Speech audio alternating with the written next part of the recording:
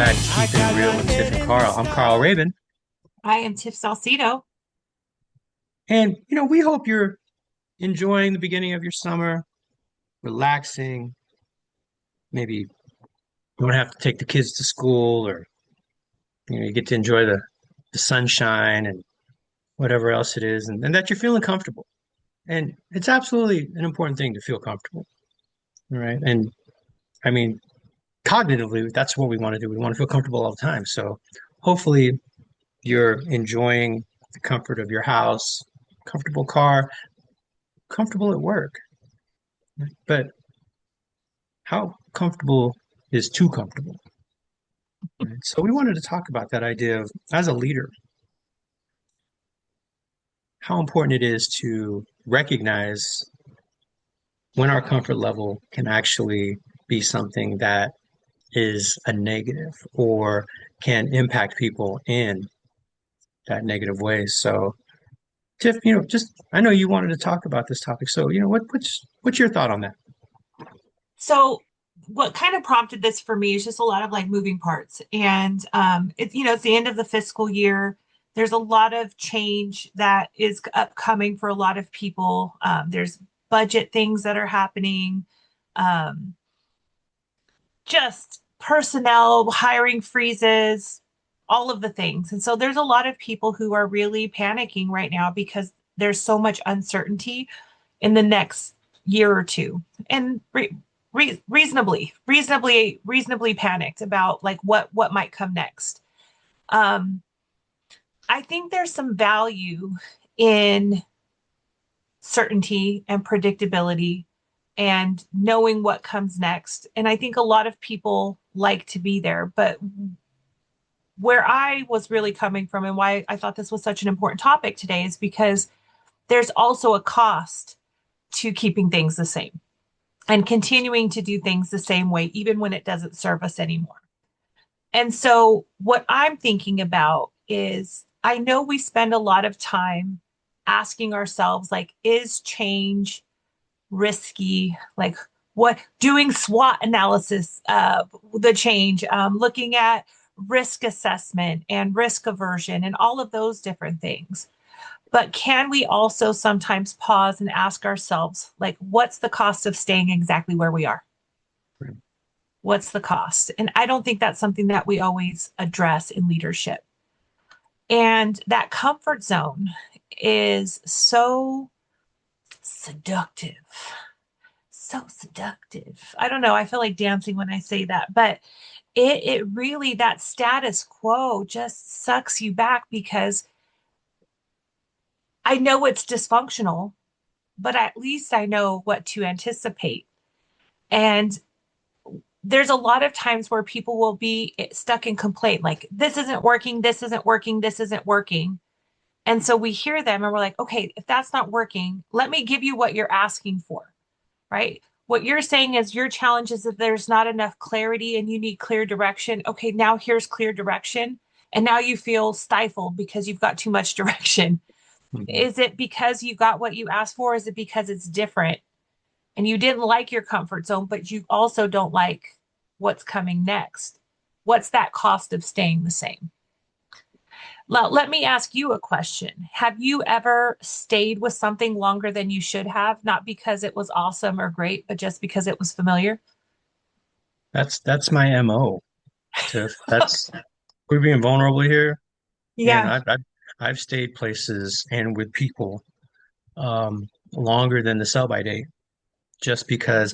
I mean, and it's part of my personality. I am loyal to a fault, right? I Mhm. will, Mhm. if you're one of my people, I got you, and I Mhm. will keep getting you until it's something that it's a burning platform, right? And so and if I'm part of something, I mean, you know, I root for the same teams. I have, the people that I connect with, I try to connect with all the time. If you're one of my people, you stay one of my people, until you're not. Mhm. And so I hear you. Like I said, I've stayed in jobs, I've stayed in organizations where it's not really serving me. Mhm. And it's something I always am looking at and saying, at what cost to myself, right? There's a quote I heard. I don't know, about 10 years ago that really stood out to me. And I've really been focusing on it as I've matured in my career. And it's very simple. You do what you've always done, you're going to get what you've always got. Hmm. And so when people talk about this is what I'm doing, this is what I'm doing, my question is, how's that working for you? Yeah. It's Right. one of my favorite And questions too. yeah, how's that work? It's one of my favorite coaching questions. How's that working for you? Right. And Mhm. and and it's tough. I mean, because people, and I'm also one of those people who always say, well, if you are going to come complain, come to me with a solution. Some people may not even know what the solution is. They just know that whatever they're doing ain't working. And so they're going to voice that.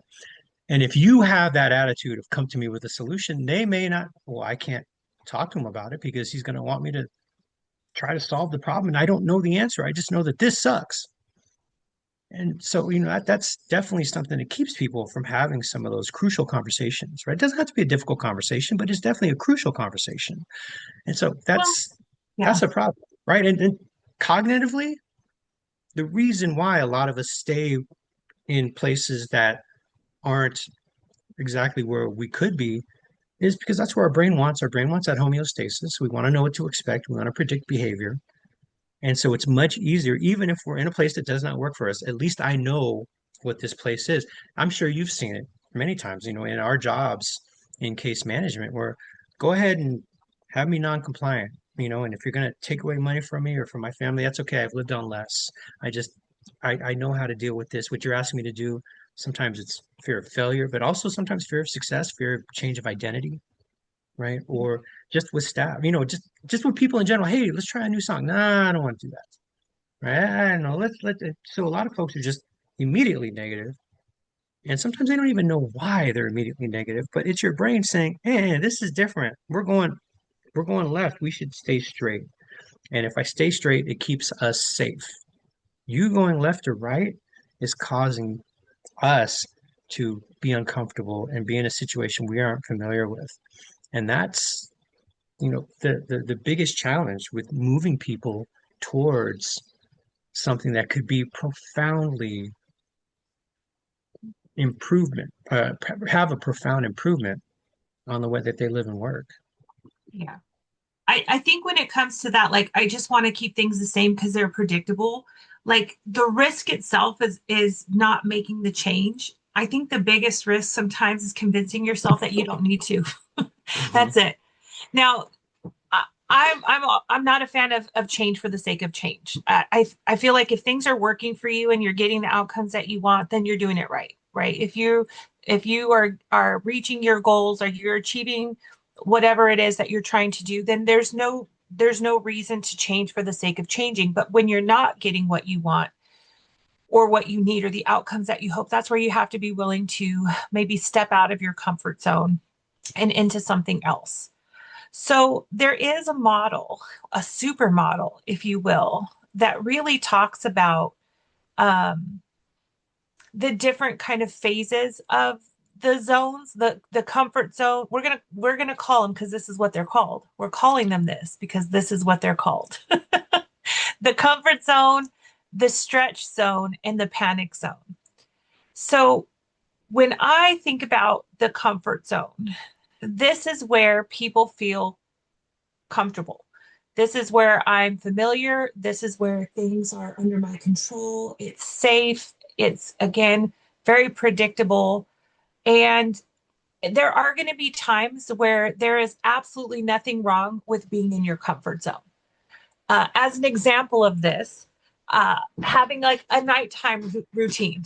So if your nighttime routine is, I get home from work, I take off my bra, I don't know if you do that, Carl, but um, All the I time. I take a nice hot shower. I get in my cozy bed and I watch my favorite TV show until I go to sleep. There's absolutely nothing wrong with that if that's in your comfort zone. We're not going to say change that for the sake of changing if it leads to what you want, which is hopefully a good night's sleep and some relaxation. So there's nothing inherently wrong with being in your comfort zone because this is where your habits are built. This is where your routines are built. This is where you start to develop confidence. It is a great place to visit. It is a terrible place to live forever, especially at work, because then you stay stuck there. Now, what is your thought about the comfort zone, Carl? My idea of the comfort zone is, when I teach goal setting, when we do a lot of goal setting, we've already talked about this in a podcast, right? To create a goal that's meaningful, you have to stretch a little bit to achieve it, right? Getting up and going to work every morning is not a goal. It's just a stated, accomplishment. It's what I need to do. Um, Getting to work on time, if you're habitually late, means I got to set my alarm 15 minutes earlier or not hit the snooze button extra. So you're changing a behavior, which, as we talked about in our brains, we want homeostasis. So I don't want to change my behavior. So actually making that change, not just cognitively, but physically, actionably, to set that alarm sooner is something that gets you out of your comfort zone. So it's a bit of a stretch. Any meaningful goal it has to do with a stretch. If your goal is to do the same stuff that you're doing right now, that's not a goal, right? And so, what is it that you want to improve? How is it that you want to get better? And so that's the challenge of being in the comfort zone. I like the comfort zone.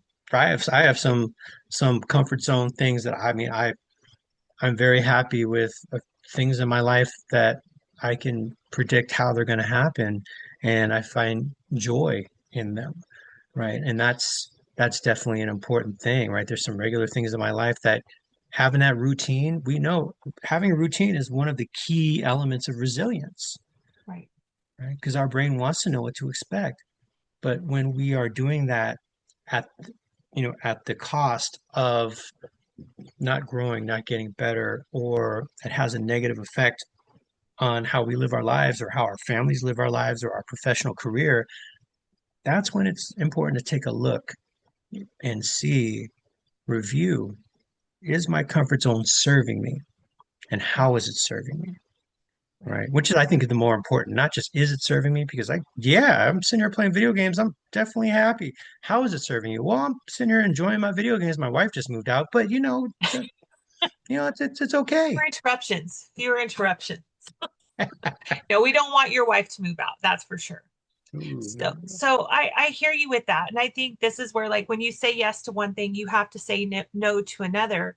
And that is like where we start to move out of the comfort zone into something else.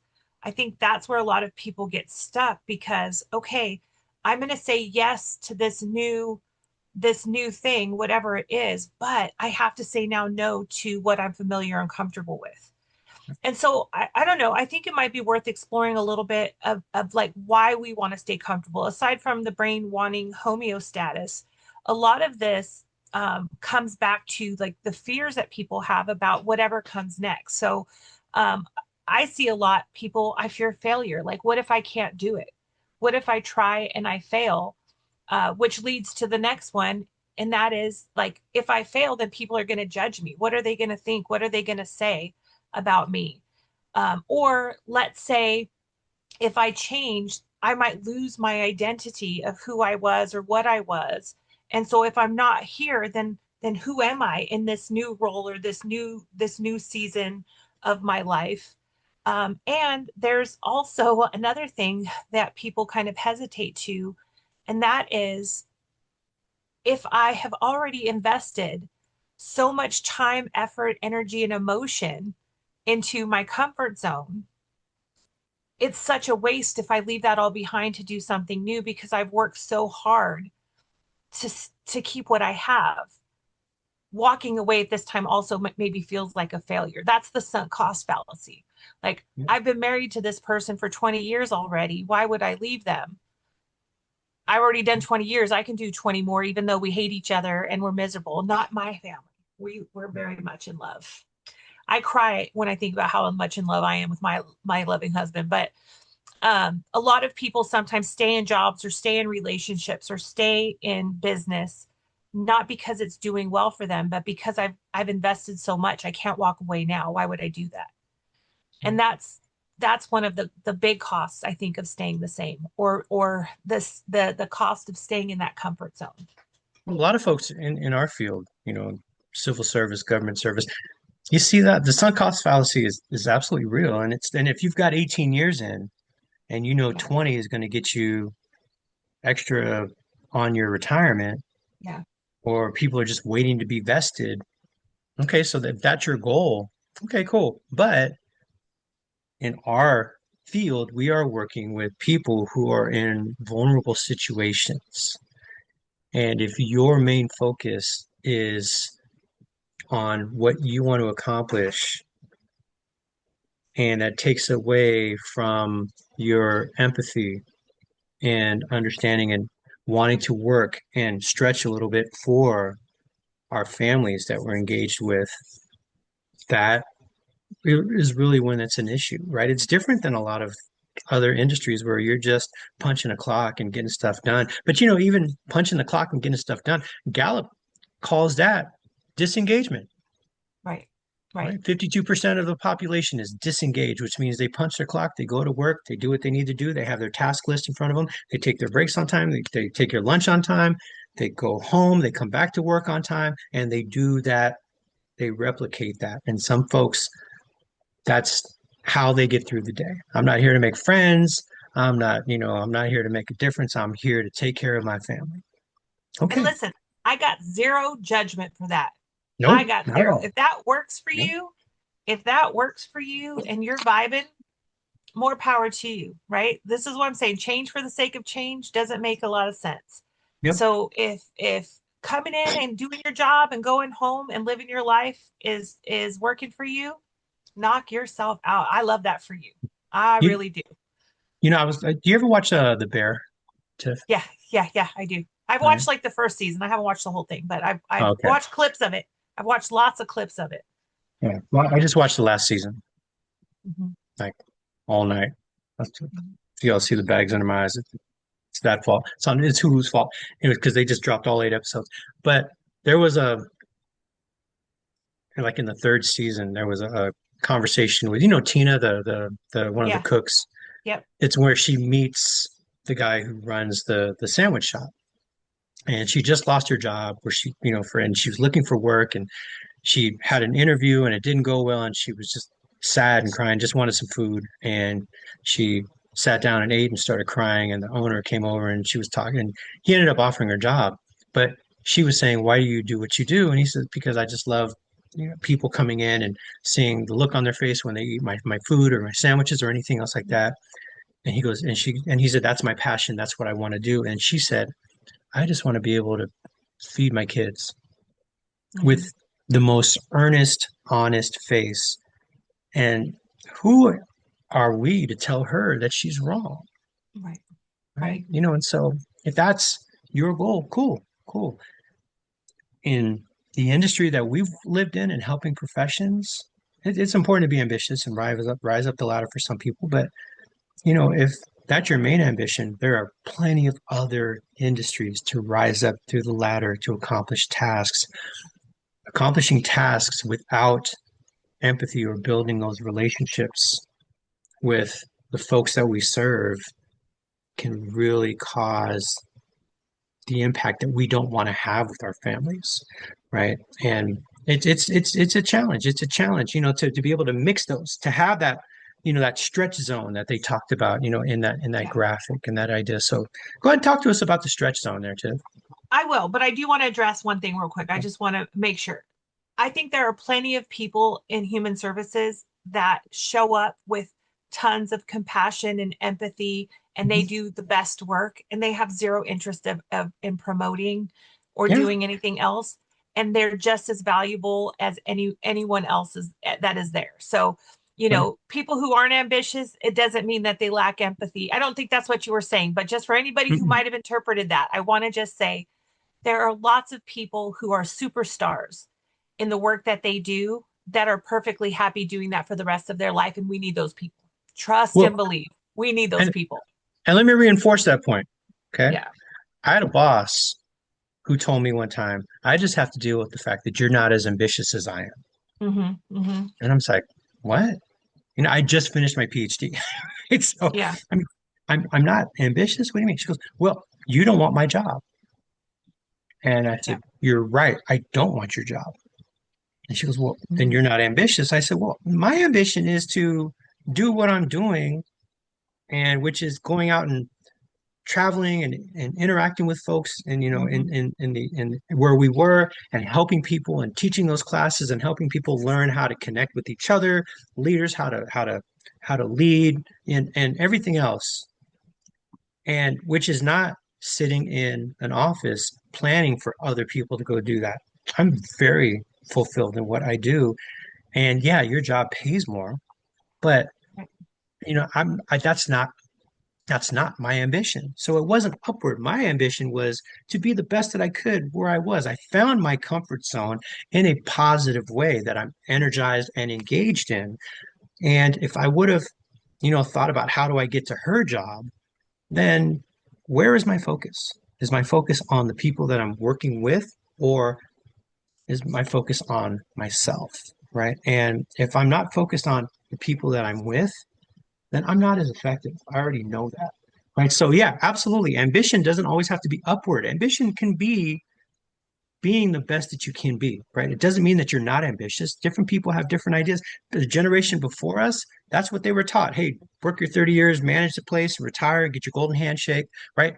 That's not how a lot of us, with the idea of work-life balance and the idea of improving, our impact in the world, starting with Gen Xers and then moving more and more to millennials and Gen Z. That's really where a lot of us land. So yeah, I hear you. Absolutely. Okay, so let's move to the stretch zone. The stretch zone. This is where like learning happens. So your comfort zone is your familiar. It's that unconscious competence where you can do what you do with your eyes closed. You don't even have to think about it anymore. Um, but the stretch zone is right outside of that. And this is where you are really kind of challenging yourself in a very positive way to do something different. It could be a new challenge, a new hobby. It could be a new promotion. It could be giving some difficult feedback or trying a new leadership style. It could be asking for help, might be in your stretch zone, or delegating instead of rescuing people. These are all things that sometimes are in people's stretch zone because it's not comfortable for me. I know I need to do it and I know I need to grow in this area, but I'm uncomfortable.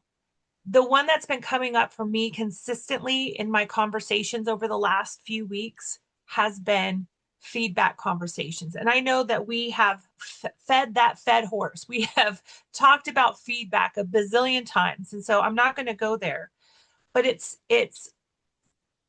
a lot of leaders, managers, supervisors, insert whatever your title is, really struggle with having conversations with people that are not pleasant. And a lot of the unpleasantness of the conversation is not even real. It's just imagined. I just have to come and say something to you that maybe you may not love. And that's the challenge. So my comfort zone says be quiet, it'll be fine. It's not that big of a deal. But my stretch zone means that I have to lean into some of that uncertainty of how you might take that, or lean into some of that healthy discomfort of not knowing exactly what could come next. So I can really build my skill in that particular area. So I have to just be honest with a lot of it is keeping it real. So with a lot of people, especially in promotions, like maybe I was the top in this last job that I had, and now I'm in this new role. I may not be incredibly comfortable in that new role. I don't really even know what this role does now that I'm here, right? So I think about like getting promoted to supervisor. I thought I had that in the bag. As soon as I become a supervisor, I'm going to be the best supervisor who ever existed. And then I just remember that first day thinking, I have no idea what the hell I'm supposed to be doing with my time, right? Because in my comfort zone, I knew exactly what to do. As soon as I got to work, I had a routine, I had like where to go, what to look at. And now I'm in all of this ambiguity going, oh my gosh, Like what's the first thing I should focus on today? Like what do I need to do? I have no clue. That that is that sweet spot of the stretch zone where you are a little bit uncomfortable. Maybe you're eager to learn. Okay, I'm eager to learn. So I don't know what I'm doing, but I'm eager to find out. So I'm going to be curious, ask questions, ask for direction, have conversations with my boss and maybe other peers that could be supportive. Find a mentor, whatever it is. The key here in this stretch zone is that you're learning and you're stretching and you're building new skills and you are fighting the urge to go back to the comfort zone because that's what a lot of people do. Oh, this is uncomfortable. Let me go back to what I was doing before when I was happy, when I knew exactly what could happen, which again is not a terrible thing, but just know that's where you're going to stay. That's where you're going to stay.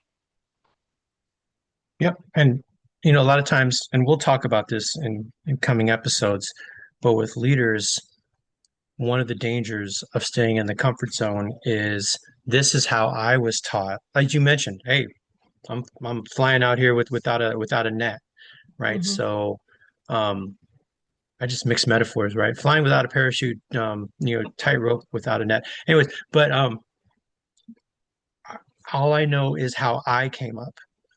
Yeah. And so that could be our comfort zone. I know how to do this or how I was treated in this way. So this is how I'm going to continue, or what society says we should be doing, or how my parents taught me I should do things. So I'm just going to go ahead and do that when we know common sense ain't common and that there are many different ways to engage with folks and that's one of the most important things you can do to stretch is to rather than focus on yourself, focus on other people, right? It's that idea of, the golden rule, right? Treat people the way you want to be treated, right? And but also employing the platinum rule, which is that next level. So instead of treat people the way you want to be treated, treat people the way they want to be treated. That might take stretching. What is Mm-hmm. it that I don't know that could serve somebody else? One of the hardest stretch questions there is for a manager is tell me what have I missed? What is it that I can do to serve you as my staff member better? Mm-hmm. And that's not something when I say that to leaders that are our age or have been leaders for a long time, you'd be surprised how many looks of wonder and amazement or just even that. Oh, yeah, Mm-hmm. maybe I don't do that enough. And talk about stretching. To have someone tell you, well, maybe you could do this, or maybe if we could meet more and talk more, it's it's not the hardest thing in the world, but it just might not be something on the top of our mind because we are so task focused and accomplishment focused that we don't always think about. And maybe we're also taught, hey, look, you guys are adults. I don't want to bug you, and I don't want to get in your kitchen, so just go ahead and do your job and just give me the results.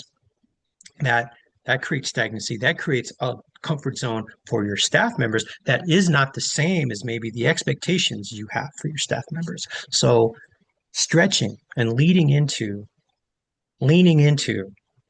that question of what else could I be doing or how am I doing? Those Mm-hmm. questions are really, really important to ask to intentionally move out of that comfort zone into the stretch zone. Yeah, I agree. I So agree. Tiff, you got any hot tips for us I here? know, I know we got to wrap up here, but I do want to just address the panic zone right now. I just Okay. want to say that panic zone is where the stretch goes too far, right? Mhm. Like if you think about this even from like a physiological standpoint, if I can't touch my toes, uh, I'm not going to start doing like super intense yoga if I can't even touch my toes. I gotta start small because when we try to stretch too much too fast without the right support, this is where we get into the panic zone. And this is where it becomes too much and people get overwhelmed and burnt out. So where I see the panic zone happen the most is when people get into like higher level positions, specifically like management or analysts, where there's not a lot of people like in that area. Um, they don't necessarily know exactly what to do or what's due or what the takeaways, because they're at a higher level, people just assume that they're supposed to know. And so they go and they ask questions. They'll say, "Hey, I'm a new manager. Um, how do I do this? Or what am I supposed to do here? I've never done budgets before, or I've never done contracts before." And they're like, "Well, when I was in your position, I had to figure it out, and you're going to figure it out." Okay, well, do you have some cheat sheets, or do you have a workflow, or do you have like an example? No, no. I had to figure it out, and you're going to have to figure it out too, because that's what I did 15 years ago. That's what puts people into the panic zone. The comfort zone, of course, is there because that's where we're comfortable, but the panic zone is very, very different from stretching. And this is just where we as leaders, we cannot throw people into that panic zone and call it development. That growth requires some support. And so our goal is not to eliminate the discomfort. The goal is to avoid unnecessary overwhelm, like throwing someone who doesn't know how to swim into the deep end of a pool and just be like, move your legs, move your legs. That's what the panic zone feels like. And so as leaders, we want to try to avoid that. So I'll give you my quick hot tips because I know we're running towards the end, and we want to finish on time. So the first takeaway is make sure that you're asking good questions instead of saying like, "What if this doesn't work for me?" How about ask yourself, "What is staying here costing me?" So if I'm saying yes to this, what am I saying no to? Because every yes comes with a no, and every no creates some space for a different yes, and that's what we're hoping for. My second takeaway is just to say be comfortable being uncomfortable. Growth is always going to feel weird. It's always going to feel awkward. You're not going to feel confident first. You're always going to feel some uncertainty, and that's perfectly normal. But remember discomfort for the sake of growth. And last, I will say comfort should be a choice, not a habit. So maybe some of the self reflection that you can say is, what am I avoiding? What have I outgrown? Where am I staying because it's easy instead of being meaningful? And just know that familiar doesn't always mean fulfilling. And so I just want you all to know comfort is not the enemy. We all need spaces where we can rest, where we can recover, we can recharge. But if we're not willing to leave that comfort zone, we also run the risk of not being able to be something more. And that's not what I want for me. And I definitely don't want that for any of you. So that's all I got to say about that, or whatever Forrest Gump said. All right. And so, yeah, how do you get out of your comfort zone? How do you stretch? Now, that's a question to think about. What is it that you do to stay stretchy, to stay flexible, right? To the deep knee bends or the whatever it is you do in the morning to stay agile in your job and who you are. And, while it's good to know what happens, to be able to predict good things, remember, you do what you've always done, you're going to get what you've always got. And we hope that that applies in a positive way in terms of following us on our podcast. And please like and subscribe. Thank you, everybody who's a follower. Um, and make comments. It really does make a difference. Thank you for those of you who watch the shorts. We've gotten a lot of great feedback in the last few months with those shorts. And we hope to provide you more real cool opportunities to have bite-sized learning. Maybe you can share with other folks. So until then, I'm Carl, I'm Tiff. and let's keep it real.